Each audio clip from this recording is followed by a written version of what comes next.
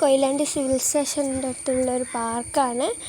നമ്മളങ്ങോട്ട് പോയപ്പോൾ കുറച്ച് ആൾക്കാരുണ്ടായിരുന്നു.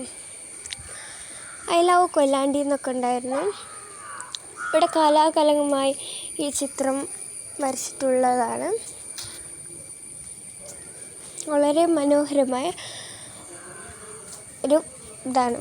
വളരെ മനോഹരമായ ഒരു പാർക്കാണ് ഐ ലവ് കൊയിലാണ്ടി.